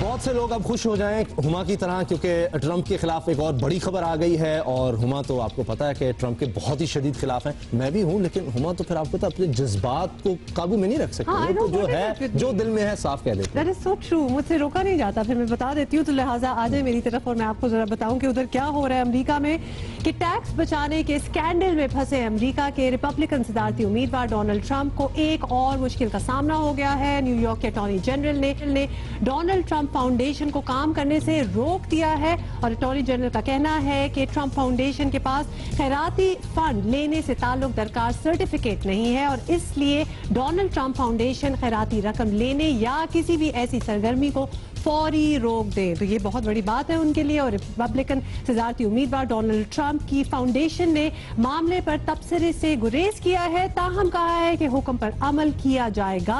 डोनाल्ड ट्रंप को अपने असासे जाहिर ना करने और खुद को दिवालिया साबित करके टैक्स ना देने के मामले पर पहले ही शदीद तनकीद का सामना है। और अमरीकी डेमोक्रेट सदारती उम्मीदवार हिलरी क्लिंटन का कहना है कि ट्रंप टैक्सों के निजाम से खिलवाड़ करते हैं और टैक्सों से मुतालिक मालूमात जो हैं जाहिर कर ही नहीं रहे, और डोनाल्ड ट्रंप मुल्क के मफाद नहीं बल्कि अपने जाती मफाद को तरजीह देते हैं। ये उनका कहना था। और ये चीज जो थोड़ी सी फेमिलियर भी लगी, बहुत सी जगहों पे ऐसा कुछ हो जाता मशवरा है। देना चाहती हैं, क्योंकि एक दफा मुझे याद है आपने बड़ा जबरदस्त मशवरा दे दिया था डोनाल्ड ट्रंप को, पता नहीं तक पहुंचा या नहीं पहुंचा, कि वो सुधर जाएं, वो ठीक हो सारे जाएं। हमारे शोज देख रहे हैं उसामा, उनकी नजर है हम पे, उनको पता है हाउ वी फील, तो यस। अच्छा, मशवरा मैं हुमा से इसलिए मांग रहा था कि बरतानिया में एक बच्ची ने क्या उम्र है उस बच्ची की? 5 साल की बच्ची ने अपने वजीर आजम जो थेरेसा मे है वहाँ की, उनको बड़ी अच्छी एडवाइस दी है। 5 साल की बच्ची और इतनी सॉलिड एडवाइस, वो भी देख ले। बिल्कुल देखें और सुने। Say to you, Theresa May. Yesterday night, I was out on the streets and I saw hundreds, millions of homeless people. I saw one with floppy ears. I saw loads. You should be out there, Theresa May. You should be biscuits, hot chocolate sandwiches, building houses. Look, I'm only 5 years old. There's nothing I can do about it. I'm saving up money and there'll never be enough. You've got the pot of money. Spend some and help people. That's what you've got to do. Yeah, and look at the accent. You should do. Basically ये Theresa May अपने वजीर आजम को कह रही थी कि कल रात को मैं बाहर निकली हुई थी और मैंने इतने होमलेस लोग देखे, और तुम क्या कर रही हो, तुम्हें बाहर सड़कों पे होना चाहिए, बिस्किट्स और हॉट चॉकलेट और खाने पीने की चीजों के साथ उनकी टेक केयर करनी चाहिए। मैं छोटी सी बच्ची हूँ, मैं 5 साल की बच्ची हूँ, मैं पैसे जमा कर रही हूँ, लेकिन मैं क्या कर लूंगी? 5 साल की बच्ची क्या कर सकती है? इसलिए आपको बाहर होना चाहिए थेरेसा मे साहब, आप वजीर आजम में उन लोगों की मदद करनी चाहिए। देखिए बच्ची के जज्बात है ना, शी डज नॉट अंडरस्टैंड किया, और उसको बस ये पता है कि कोई रिस्पॉन्सिबल बंदा है जिनको इन लोगों की मदद करनी चाहिए और वो क्यों नहीं कर रहा, which actually is a very valid question। हाँ, कि बड़ा पाड़ा बच्चा है, तो वो कितना हो गया? मैं 5 साल की हूँ और मुझे तो पैसे अपना भी पता है, और बड़े जज्बात के साथ, और उसको कोई परेशानी नहीं है वीडियो बनने के साथ। अच्छा जी, भारत की अब हम बात करना चाह रहे हैं। मैंने आपको शुरू में ही कहा था कि जिस तरह प्रोपेगेंडा कर रहा है और जिस तरह वो झूठ पे झूठ उसका साबित होता चला जा रहा है, वो सबके सामने आ रहा है। और इसी तरह का एक प्रोपेगेंडा वाज़ेह तौर पर आज शाहज़ेब खानज़ादा साहब ने अपने शो में जाहिर किया कि भारत क्या कर रहा है, किस तरह कर रहा है, वो जरा देखें। पाकिस्तान कश्मीर का मसला बैनुल-अक़वामी सतह पर उठाता है तो भारत को बलोचिस्तान याद आ जाता है। बैनुल-अक़वामी सतह पर कुछ लोग बलोचिस्तान के हुकूक के नाम पर सियासत कर रहे हैं, एहतजाज भी किया जाता है और भारतीय मीडिया इस एहतजाज को बढ़ा चढ़ाकर पेश कर रहा है। ऐसा ही कुछ हुआ कुछ रोज पहले जब स्विट्जरलैंड के अहम शहर जिनेवा में बलोचिस्तान के हुकूक के नाम पर मुजाहरे किए गए और भारतीय मीडिया पर भरपूर अंदाज में दिखाए गए ये कहकर के बलोच अवाम बलोचिस्तान की आजादी के हक में और पाकिस्तान के खिलाफ, पाकिस्तान के मजालिम के खिलाफ एहतजाज कर रहे हैं। ज़राए के मुताबिक भारतीय खुफिया एजेंसी रॉ की जानिब से पिछले 1 माह में $5 मिलियन खर्च किए गए पाकिस्तान को बदनाम करने के लिए। हम आपको साबित करके बताएंगे कि जिनेवा में होने वाले मुजाहिरों में शरीक अफराद का ताल्लुक बलोचिस्तान से था ही नहीं। इन मुजाहिरीन को जिनेवा रेफ्यूजी सेंटर से लाया गया, जहां पर लोगों ने पनाह ली हुई है, जो पनाह गुज़ीन हैं उन्हें लाया गया और इन मुजाहिरीन को कैश में अदायगी की गई। इनका ताल्लुक बलोचिस्तान से है ही नहीं। अगर इनकी शक्लें देखी जाएं तो ये किसी तरह से बलोच नहीं दिखते। बरामदाग बुकटी के पीछे किस तरीके से लोग हैं और जब आप उनको फोकस होकर देखेंगे, ये क्या बलोचिस्तान से आपको लगते हैं? ये भारतीय मीडिया थोड़ी सी तहकीक कर लेता और रॉ की तरफ से ये किया गया था, थोड़ी सी मेहनत कर लेते, इनके चेहरे ब्लर कर देते तो शायद ये चीज सामने ना आती। ये एहतजाजी मुजाहिरीन की अब आप शक्लें देखते जाइए, जिनको बलोचिस्तान के मुजाहिरीन बनाकर पेश किया गया और कहा गया कि पाकिस्तान में होने वाले बलोचिस्तान में जो मजालिम हैं उनके लिए बलोचिस्तान के लोग मुजाहरा कर रहे हैं। ये रेफ्यूजीज हैं, ये पनाह गुज़ीन हैं जिन्हें पैसे देकर लाया गया। साइलेंट सोलिडारिटी प्रोटेस्ट कहा जाता है। यह खामोश एहतजाज इसलिए होता है क्योंकि ये बुर्कापोश खवातीन ना ही उर्दू बोल सकती हैं, ना ही हिंदी बोल सकती हैं और ना ही अंग्रेजी, इसलिए इनको दिखाया जरूर गया, इनसे बात किसी ने नहीं की। कितना अच्छा होता कि आप एक चीज दिखा रहे हैं, मुजाहिरीन दिखा रहे हैं तो उनका और मौक़िफ़ दिखाते, वो नफरत उगलते पाकिस्तान के खिलाफ, आपका मौक़िफ़ और मजबूत होता। मगर ये करते कैसे? क्योंकि इनकी जबान वो थी ही नहीं, इसलिए सिर्फ इनका एहतजाज दिखाना मुनासिब समझा गया। आपने देख लिया किस तरह की हरकतें हो रही हैं भारत की तरफ से, कौन से लोग हैं नजर आ रहा है साफ आपको, और उनको कहा जा रहा है कि बलूचिस्तान के लोग हैं और बस तवज्जो हटाने के लिए। तो आपने देखा भारत का एक और मनफी प्रोपेगेंडा बिल्कुल साबित कर दिया है शाहजेब खानजादा साहब ने।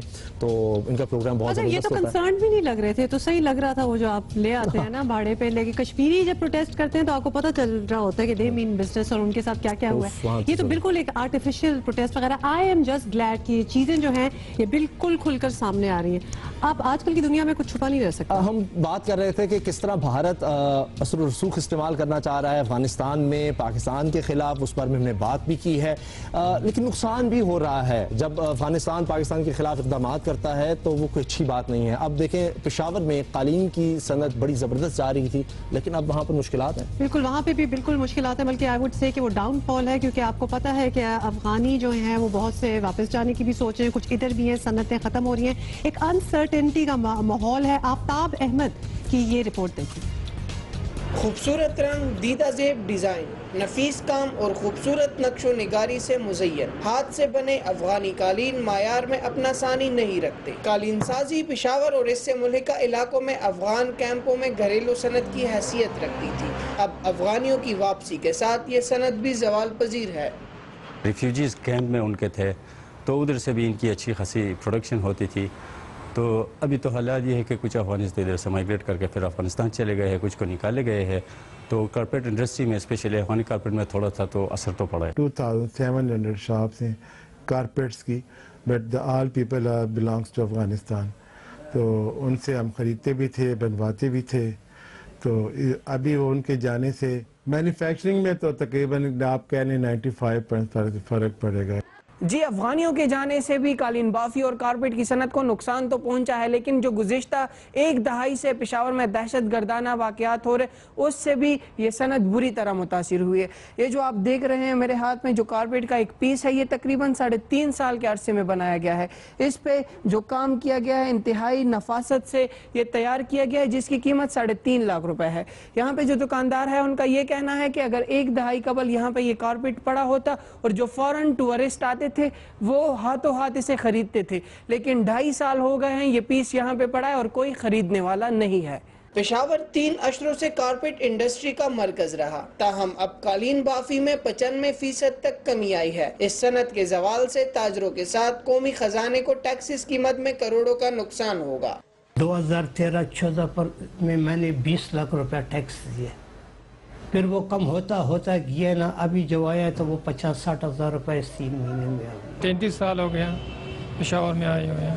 तो इससे पहले भी हम अफगानिस्तान में कारपेट का काम करते थे, यहाँ भी काम कारपेट का ही काम करते हैं।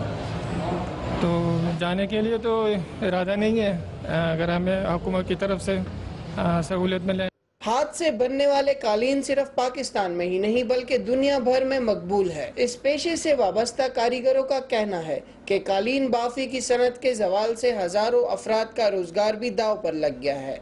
कैमरामैन तारिक अली के साथ आफ्ताब अहमद, जियो न्यूज़, पेशावर।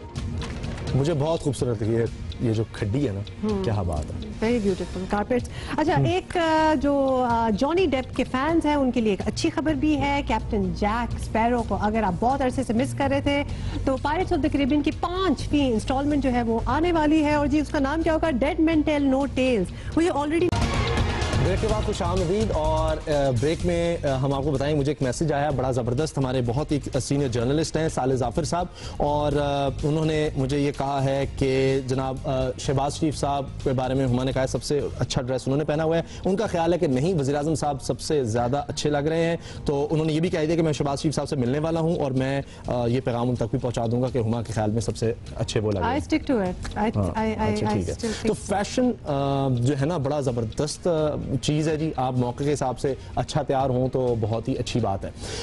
मौके की हम बात कर रहे हैं तो आजकल सबसे ज्यादा नौजवानों को, और मैं समझता हूँ वालिदैन के लिए भी परेशानी होती है कि बच्चे को किस फील्ड में भेजें, बच्चा आगे जाकर क्या करे, कौन सी प्रोफेशनल डिग्री ले ताकि वो जिंदगी में कामयाब हो सके, कामयाबी से अपनी जिंदगी को गुजार सके। तो जियो पाकिस्तान ने एक ये सिलसिला शुरू किया है जो कि बहुत आम है और बहुत से लोग हमें इस बारे में ईमेल दिखा रहे हैं स्टूडेंट के लिए कि ये बहुत आम है कि वो कौन से करियर का इंतखाब करें। तो इससे मुतालिक बुनियादी सवाल भी हमने पूछने हैं और जवाब लेंगे। कैरियर काउंसलिंग के एक्सपर्ट सैयद अजहर हुसैन आबदी साहब हमें ज्वाइन कर रहे हैं। आबिदी साहब, ये सिलसिला में शुरू किया, बहुत शुक्रिया, आप हमें वक्त दे रहे हैं। आपकी राय क्या है कि कौन से नए उभरते हुए मज़ामीन हैं, सब्जेक्ट्स हैं जिस तरफ नौजवानों को जाना चाहिए? अस्सलाम वालेकुम उसामा और अस्सलाम वालेकुम हुमा। बहुत अहम सवाल आपने किया। आप लोग सब जानते हैं कि हम लोग we are living in a global village. हम एक ऐसी माहौल में रह रहे हैं जहां पर तेज़ी से ये दुनिया जो है डिजिटलाइज्ड होती जा रही है और ऑटोमेशन तेज़ी से बढ़ती जा रही है।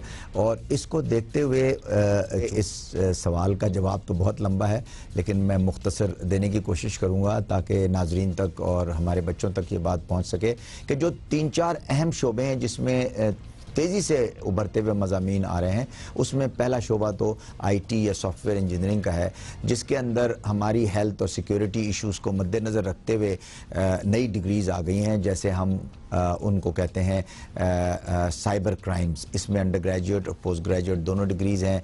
जो और नई डिग्रीज़ हैं उसके अंदर डिजिटल फ्रेंसिक्स एक नई डिग्री आई है, या फ्रेंसिक आईटी करके एक नई डिग्री आई है। इसी के साथ साथ बीएससी और MSc DNA and biometric analysis, ये भी आईटी से मुंसलिक एक नई डिग्री आई है।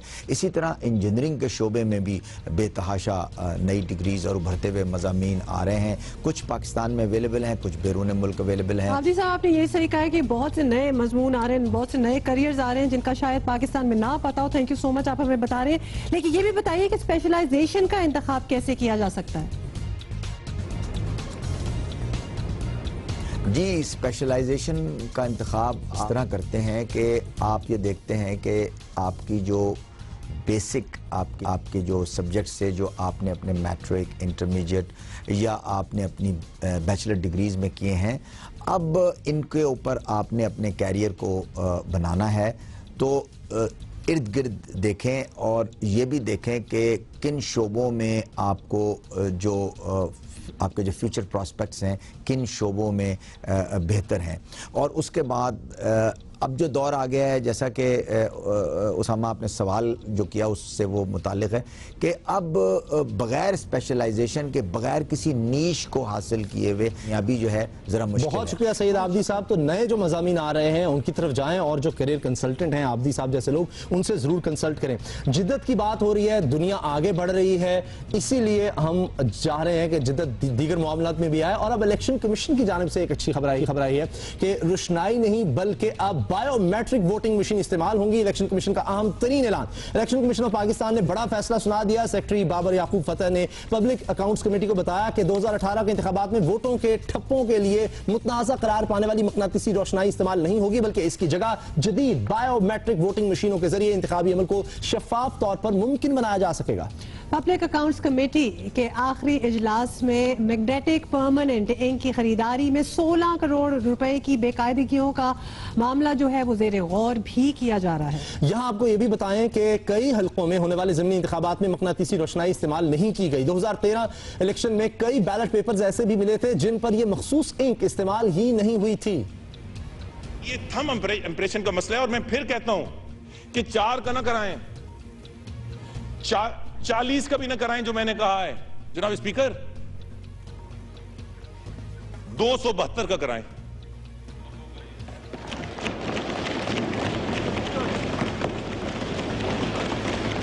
और मैं नताइज भी बता दूंगा, अभी बताता हूं। मजमूई तौर पर नताइज हूब इस तरह होंगे कि 70,000 अनवेरिफाइड होंगे। क्यों? क्योंकि मैग्नेटिक इंक इस्तेमाल नहीं हुई। मैग्नेटिक इंक इस्तेमाल नहीं हुई, इसकी जिम्मेदारी या इलेक्शन कमीशन है या उस वक्त की हुकूमत। इसमें मुस्लिम लीग नून का क्या है? जो हमने देखा कि 20-30% हलकों के अंदर, उससे भी ज्यादा की जगह 50% फॉर्म 15 है ही नहीं। तो ये अब कमीशन का काम शुरू होगा। तरफ नादरा का चेयरमैन पुराना कह रहा है और इंटीरियर मिनिस्टर कह रहे हैं असेंबली में कि हम क्यों 60-70 हज़ार वोट वेरीफाई नहीं कर सके हर हल्के में, क्योंकि मैग्नेटिक इंक नहीं थी। लेकिन अब हमने लेके आए, जब नादरा का चेयरमैन आया जो मौजूदा है, वो कहता है हम तो मैग्नेटिक इंक को पढ़ ही नहीं सकते, हमारे पास तो ऑप्टिकल इमेजिंग है। तो एक बिल्कुल एक चेयरमैन कुछ कह रहा है और इंटीरियर मिनिस्टर और दूसरा जो मौजूदा चेयरमैन है वो कह रहा है कि हम तो मैग्नेटिक इंक से हमें फर्क ही नहीं पड़ता। तो अब ये तहकीकात होंगी। पिलडेट के सरबराह अहमद बिलाल महबूब हमें ज्वाइन कर चुके हैं। बिलाल साहब, ये मकनातीसी स्याही की जगह बायोमेट्रिक जो मशीन है उसका इस्तेमाल करने में कुछ बेहतरी आएगी, इलेक्शन को शफाफ बनाया जा सकता है? देखिए, ये कहना कबल वक्त है कि बायोमेट्रिक मशीन के नतायज मकनातीसी स्याही की निस्बत बेहतर होंगे। हमें मेरे ख्याल में खुद भी हकीकत पसंदी से काम लेना चाहिए और लोगों की तवक्कुआत भी नहीं बढ़ानी चाहिए। बायोमेट्रिक मशीन अभी इस्तेमाल होनी है। उसका जो पहला इस्तेमाल था तजुर्बाती तौर पे इलेक्शन कमीशन ने किया हरीपुर के एक बाई इलेक्शन में, तो उसमें तो वो नाकाम हो गई थी। अब उसका शायद नए अंदाज में उसको शायद लोकली लेवल पे उसका डाटाबेस होगा और उसको मेन डाटाबेस से कनेक्ट नहीं किया जाएगा। लेकिन इसका भी अभी तजुर्बा होना बाकी है कि दिसंबर में जब तजुर्बाती तौर पे ये मशीनें आ जाएंगी तो फिर कुछ बाई इलेक्शन में इस्तेमाल होंगी, उसके नतायज पे इन्हसार होगा इस बात का कि ये अहमद साहब, दूसरे मुल्कों में कितना कामयाब रहा है ये बायोमेट्रिक सिस्टम? दुनिया में ये बायोमेट्रिक मशीन का स्टैंडर्ड नहीं है। मुझे नहीं मालूम कि किस मुल्क में इस्तेमाल हो रहा है। मेरे ख्याल में इक्का दुक्का कहीं किसी मुल्क में इस्तेमाल हो रहा हो इलेक्शन के मौके पे। वैसे तो ये बहुत इस्तेमाल होता है, हम अटेंडेंस लगाते हैं, ये कई जगहों पे एंट्रेंस करनी हो, किसी जगह किसी आदमी को दाखिला देना हो हाई सिक्योरिटी जगह पे, वहाँ पे तो मशीनें इस्तेमाल होती हैं। लेकिन इलेक्शन में इसका इस्तेमाल शायद दुनिया में बहुत ही कम है। खुद हमारे हमसाय मुल्क भारत में ये इलेक्ट्रॉनिक वोटिंग मशीन जो इस्तेमाल होती है, वहाँ बायोमेट्रिक मशीन इस्तेमाल नहीं होती। तो मेरे ख्याल में दुनिया में इसका इस्तेमाल बहुत कम है, इसीलिए इसके बारे में कहना बड़ा मुश्किल है। बहुत शुक्रिया अहमद बिलाल महबूब साहब। अब फैसला तो हो गया, अब देखते हैं कि क्या होता है। हमने आपसे कल मिलना है तो इसलिए आपने हमारे साथ रहना है। और कल टीचर्स डे है, आपने हमें एक छोटी सी एक वीडियो क्लिप भेजनी है और तस्वीर अपने टीचर के साथ भेजनी है। खुदा